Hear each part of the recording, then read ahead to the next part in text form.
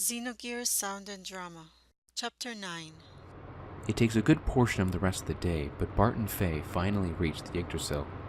The crew recognizes Bart's gear from afar, and he receives an enthusiastic welcome.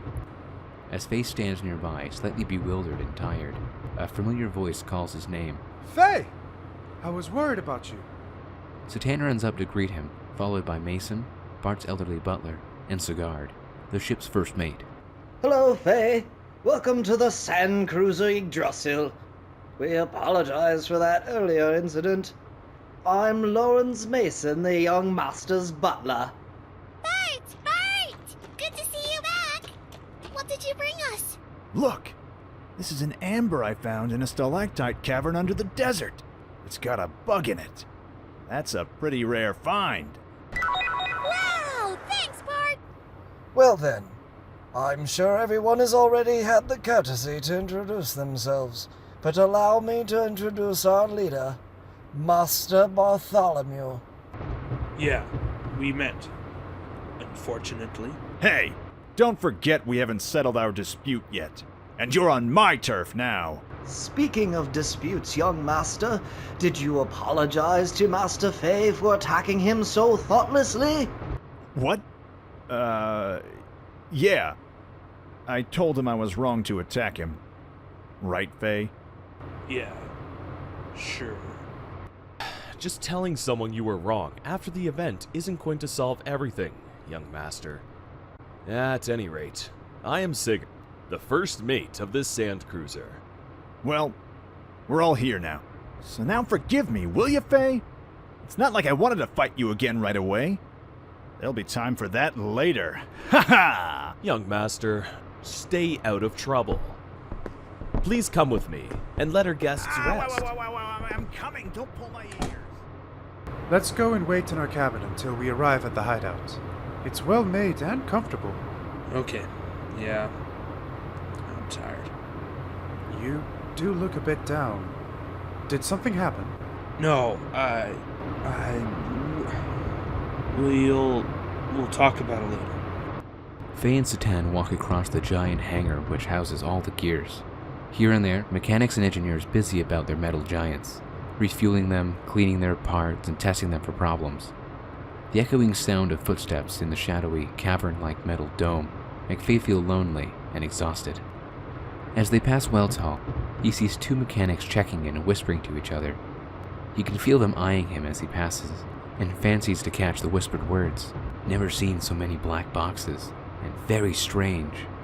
He tries to ignore them and follow Satan, but has an eerie sensation of Weltall at his back, a giant black shadow.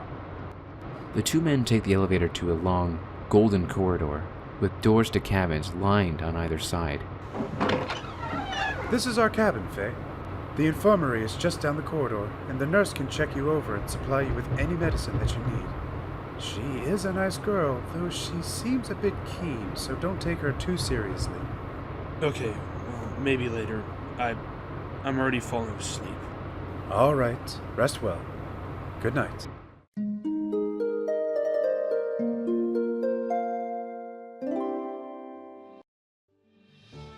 Faye wakes from sleep. He is puzzled at first to find himself lying in a soft bed in a dark room, and then he recalls last night's events. He didn't have time to take in every detail of the cabin last night, and compared to the inns and lodges that he and Satan were forced to take the last few days, the cabin is handsome and comfortable, almost luxurious. A cabin of dark wood stands nearby, a clean towel and a bowl full of water upon it.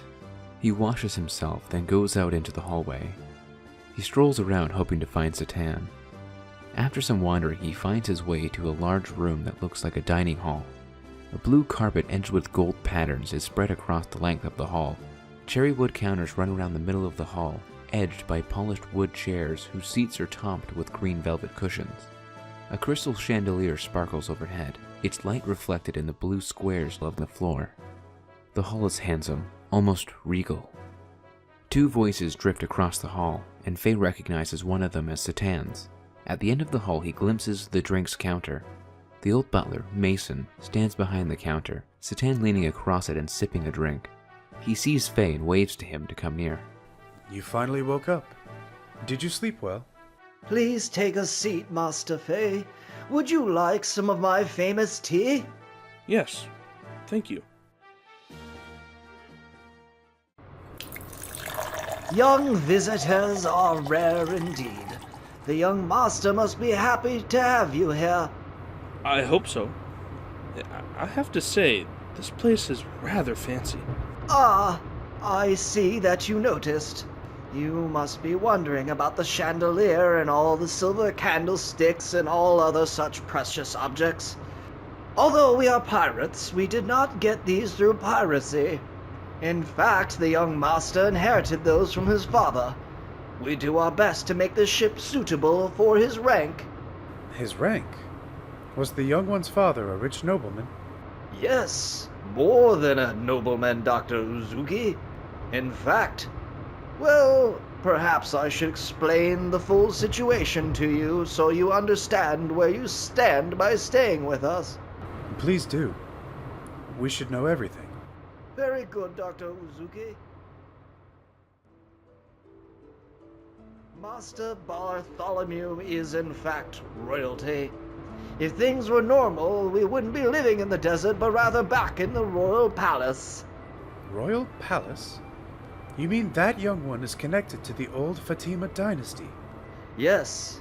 The young master is the last forgotten remainder of the once proud Fatima dynasty, before it was destroyed by Shakan's minions. He is Prince Bartholomew Fatima. You mean Edbard IV's successor? Wasn't it announced that he died of an illness 12 years ago? Officially, yes. The truth is, however, that Sigurd and I rescued the young prince from Shakan's grasp, and we have plans to restore his rule. In fact, restoring young master's position is the reason we resorted to piracy. Even if we could get the help of all of our comrades to start a revolution, the combined strength of all of us would still not be enough. We need power. I see. You must know, Dr. Uzuki, that both Ave and Kislev are devoted to excavating the ruins to obtain gears, and they use these gains to oppress each other. The young master wanted to create a new power to balance things out a little. In the past, we tried excavating the ruins using our sand ship, the Yggdrasil, but it didn't work as well as we had expected. Excavating requires tremendous amounts of time, labor, and capital. The best we could do with our cruiser is find small items in the sand. Piracy is a far more effective method, since we can plunder from the shadows rather than have to excavate the relics ourselves. We realize, of course, that pillaging is an unpardonable act, but we had to do something. I'm sorry if this sounds rather self-righteous. We are not in your position, and therefore cannot judge you. But from what you have told me, and seeing your children, I have a feeling that you are working towards a good outcome. But you mentioned that you had plans. Have you put them into action yet? With Miss Marguerite imprisoned, we dare not do anything. She is the great Mother Marguerite of the Church of Nisan, but she is also the young master's cousin. Is that why Shakan took her captive? No, that's not the reason. It's because he seeks to find the Fatima Jasper. Oh, I heard of the Fatima Jasper.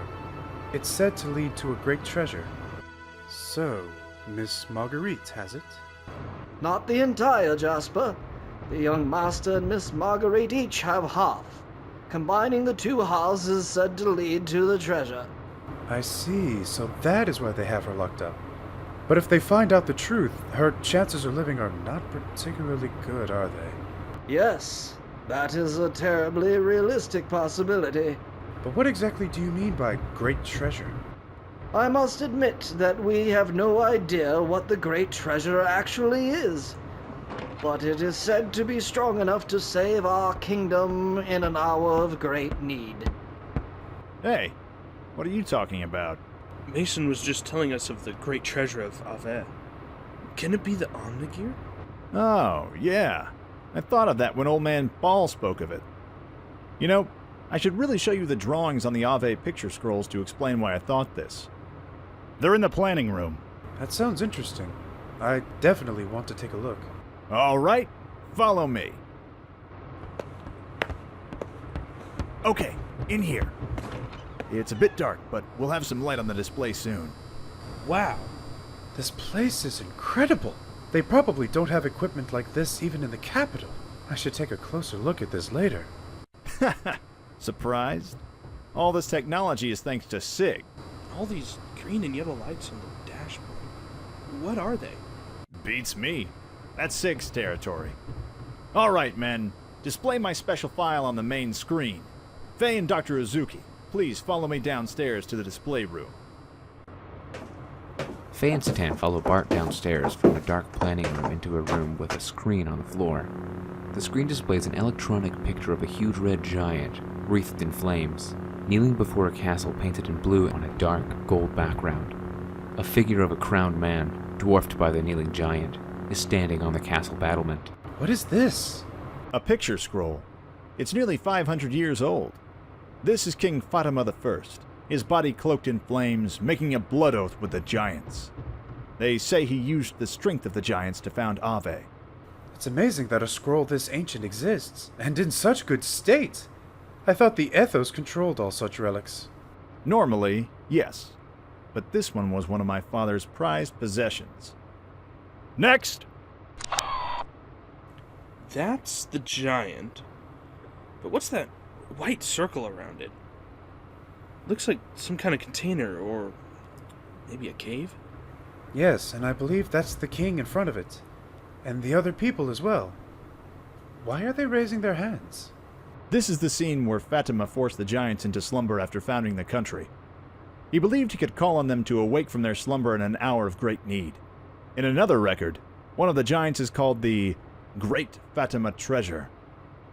Well, the hour of need has arrived, but we don't know where they're hidden. So what about the Jasper? Hey, you sure take a lot of interest. Perhaps you're one of Shakan's spies! Of course not. It's only an intellectual interest. I was just kidding. Relax. Anyway, the Jasper may indeed be the key to finding our treasure, which is why Shakan and Gebler are looking for it. Really? Then we must rescue Marguerite as soon as possible. You're telling me! And speaking of rescuing her, since we helped you, I was wondering if I could, in turn, ask you a favor. I heard from Sigurd that both Ave and Kislev are after you. We can help you by hiding you, and you can help repay us by helping me to rescue Margie. How about it? Sounds good to me. What do you think, Faye? You have not said anything for a while. Yeah, you were great back there at the battle in the cavern. Your strength alone is greater than many of Shakan's guards. And you know martial arts, too. I'd love to have your power on my side. Why does everyone want me to fight? Love to have my power. I don't have any. Huh? Why are you all agitated all of a sudden? What's wrong with you? Doc, everyone, you're driving me to the brink. There's that Gear, Graf, my father. I don't have time to help you with your problems. I've got enough of my own. Faye, wait! Is he always that short-tempered? No, not at all. It's just that things have happened so fast that he has not had time to deal with it all yet. I can explain. I don't want to force him to help us, but I only tried to become his friend, and he suddenly explodes in anger. Just give him time, young master. What happened? Faye ran out of here all of a sudden. He looked upset. Don't worry about it. Dr. Uzuki explained a few things to me. I'm going to find Faye and talk to him. Try to calm him down. I'll see you later. Bart may not look it, but he's very worried about Margie. Yes, this young one has his own ways. I'm sure he feels more than he lets on. But I'm sure the sisters in Nissan are also worried about Margie. Yes, she is the great mother of Nissan, and they need her. I heard about the Nissan sect. Wasn't it founded by Saint Sophia? Yes, Sophia was Nissan's first mother. Nissan is a sacred country, so although its size is very small, it is greatly revered. And this man, Shakan, He was the Prime Minister of Ave. He is the de facto leader of the country now, and his rule is the reason Ave is in turmoil. He has joined forces with Gebler, and I have no doubt that they're in control. oh, you and I both know that they are. Faye, wait! Can I have a second?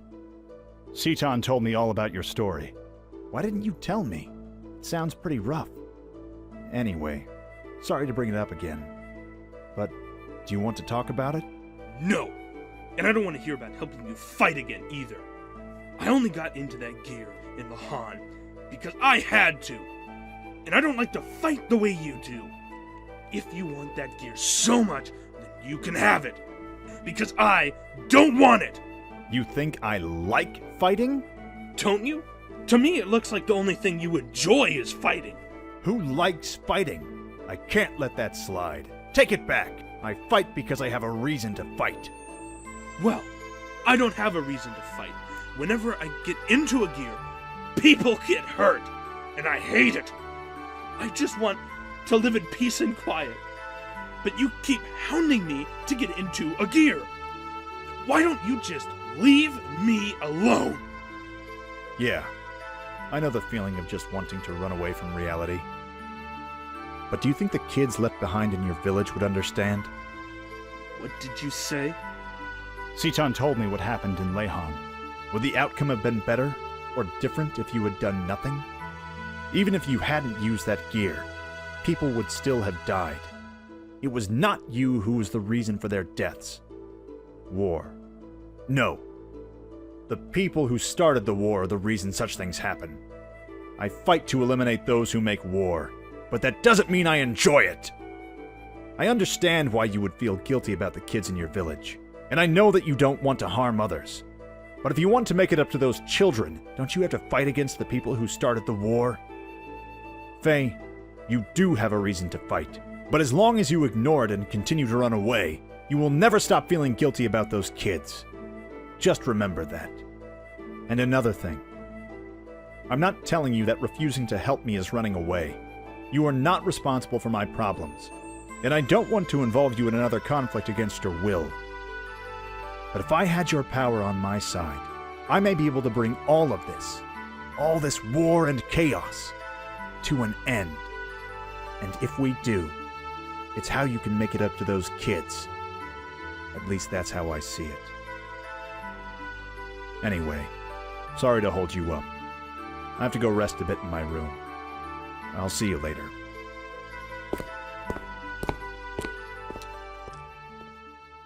Faye!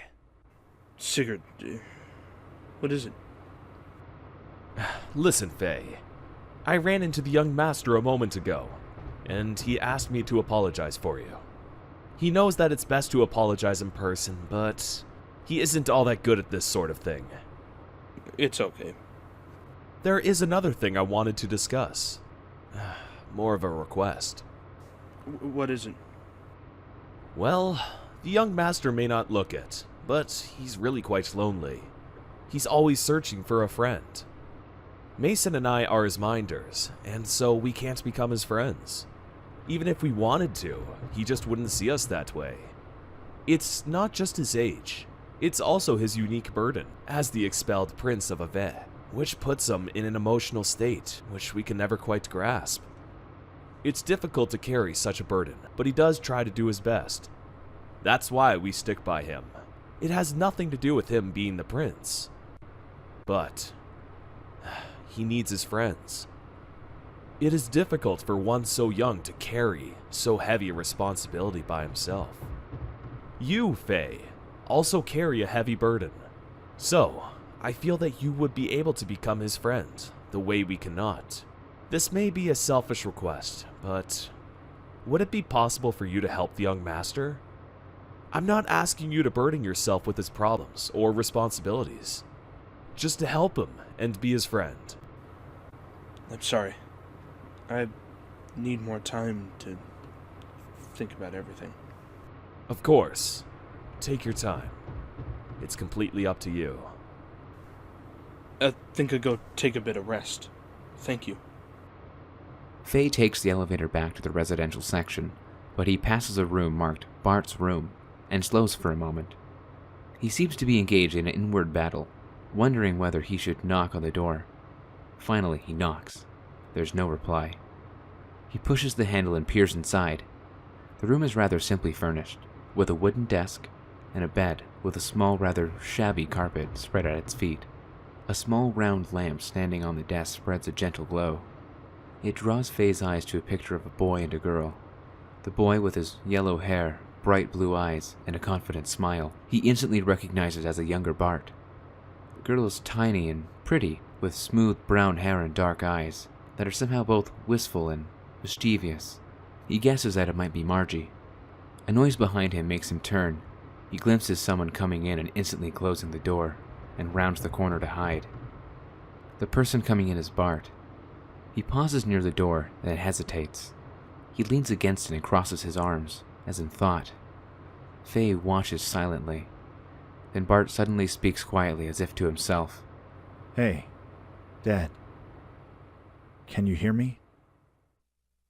Right now, I have no confidence that I can follow in your footsteps, let alone rescue Margie. I feel like a token of royalty, rather than the real thing. And I don't want to feel that way. But ever since I first met Faye, I somehow felt that he's the same as me. I thought that he'd understand me. Did I just imagine it? I told him that he was only running away. But I'm really the one who wants to run away. Xenogears Sound and Drama, Chapter 9, Part 1. The narrator is Taylor Townsend. Citan was played by Kevin Fuller. Faye was played by Ty Miner. Bart was played by James Bryce. Mason was played by Adam Wintz. Sigurd was played by Matt Riftis. The children were played by Ruby Cat. The script is based on the original script of the video game Xenogears, written by Tetsuya Takahashi, Kaori Tanaka, and Masato Kato. The original script dialogue was compiled by StarCraft School, originally posted on the website Xenogears God in Mind, and utilized with permission from the compiler and website master. Narrative portions and additional dialogue were written by Hadass Rose. The project uses the original Xenogears game music, composed by Yasunori Mitsuda. Some sound effects were extracted from the original game. Other sound effects were free sound clips found on the following sites: soundbible.com, www.freesfx.co.uk, the Sound Resource, and the YouTube Audio Library. The Xenogears Sound and Drama project is based on the game Xenogears, which was directed by Tetsuya Takahashi and produced by Hiromichi Tanaka. Xenogears is copyrighted to SQUARE-ENIX 1998, all rights reserved. This project is a fan project and is not associated with SQUARE-ENIX or any of its subsidiaries. The Xenogears Sound and Drama project is edited and produced by Hadass Rose, 2018.